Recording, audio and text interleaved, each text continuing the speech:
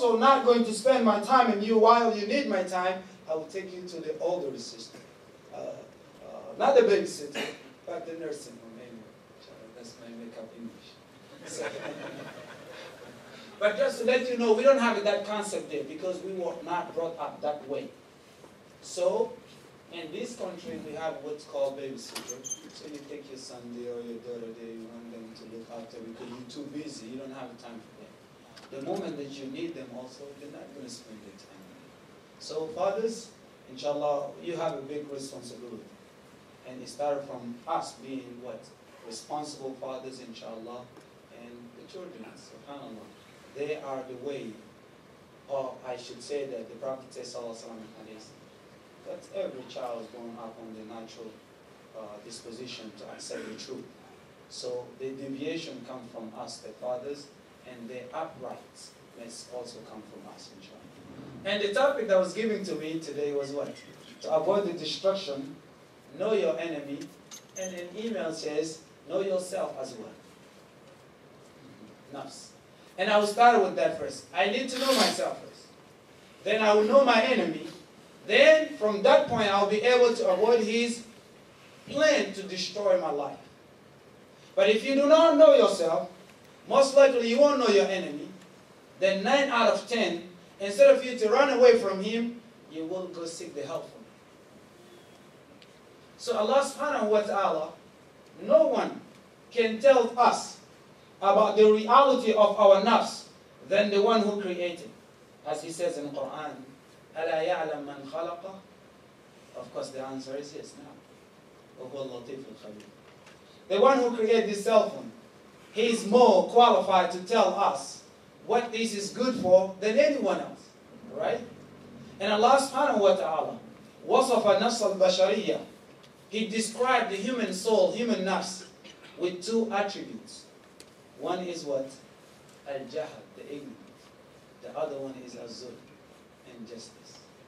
These are the 2 things. He said it, كَانَ ظَلُومًا جَهُولًا. And we all know it, inshallah, in Surah Al-Ahzab, chapter 48, verse 72, inshallah. When Allah subhanahu wa ta'ala decided that He wants to give some responsibility, and He offers to some of His creation, they refuse to take. And the human beings, the one that what? Accepted. At the end of the ayah, Allah subhanahu wa ta'ala said, كَانَ ظَلُومًا جَهُولًا.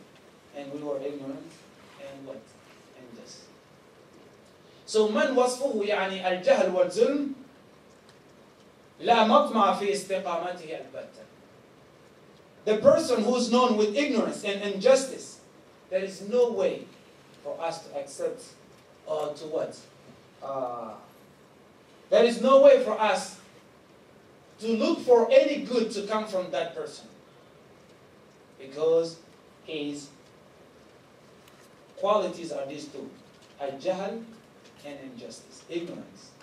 And 9 out of 10, he will act out of ignorance. So, by that being the quality that happened to be given to us as a human being, now we are forced to do what? To look for the knowledge, which can be replaced, or which can wipe off the jahal, the ignorance. And not just the knowledge, but a beneficial knowledge, number 1. And number 2, also the good deed, to remove the attribute of what? Azul, injustice. And I don't know if you remember, inshallah, I do believe this. And the Prophet ﷺ will often say, وَقِنِي شَرَّ نَفْسِي. Oh Allah, save me and protect me from the evil of my soul. And the reason of why I'm emphasizing at this point, this place and time, and the people often will say, well, I don't feel like doing this. Or I feel like doing this way, Daddy. And we have to understand, anything that our soul, because Allah subhanahu wa ta'ala described it with 2 things. Jahal, ignorance. So brother, don't rely upon it. Don't think like what you feel like doing, that's what's good for you. And don't think like what you don't feel like doing, it is not good. No, that's not it. So the Prophet ﷺ said, وَقِنِي شَرَّ نَفْسِي. And a lot of times he will say that, وَمِن شُرُورِ أَنفُسِنَا إِنْ خُطْبَةِ الْحَاجَةِ. So we need sound knowledge and also the good deed. That's when we often say in our salat, اهدنا الصراط المستقيم. we're asking Allah subhanahu wa ta'ala to guide us to the straight path. And the guidance is of two types. Hidayatul bayan wa hidayatul at-tawfiq. Wala al-qabul, if we want to say.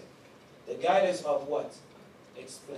Explanation, to explain something to us, to make something clear for us. Or we can say instruction. And Allah subhanahu wa ta'ala, Prophet is asking him, and as we Muslims are asking him to help us to distinguish the things from each other, good from bad. That's the number one point.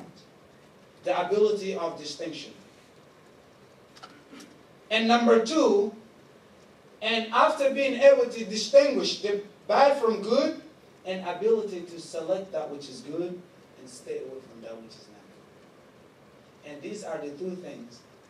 And the Jews and Christians, they missed it. And the Christian, they have no ability to distinguish. That's why they are dalun. And the Jews, they have ability to distinguish. They know the truth from false. As Allah subhanahu wa ta'ala said, يَعْرِفُونَهُ كَمَا يَعْرِفُونَ أَبْنَاءَهُمْ وَإِنَّ فَرِيقًا مِّنْهُمْ لَيَكْتُمُونَ الْحَقَّ وَهُمْ يَعْلَمُونَ. Correct? Inshallah.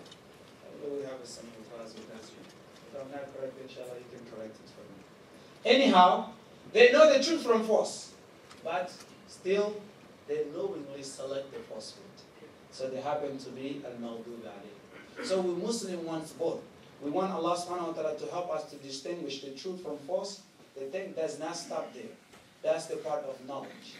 And also to select that which is good and to leave off that which is not good. Number one, inshallah. So this is about our soul, the human soul. And number two, our enemy. Sometimes you and I may think your enemy is the person who disagrees with you in your point of view. Or someone who happened to take over your position after you happen to visit back home in Imam. But Allah subhanahu wa ta'ala, He clearly said in the Quran, Inna shaytana lakum aduwan. Shaitan is an enemy to you. Clearly. And He said that in Surah what? Fatir. So, number one, Allah subhanahu wa ta'ala is telling us that the shaitan is our enemy. Number two, what is the objective of shaitan?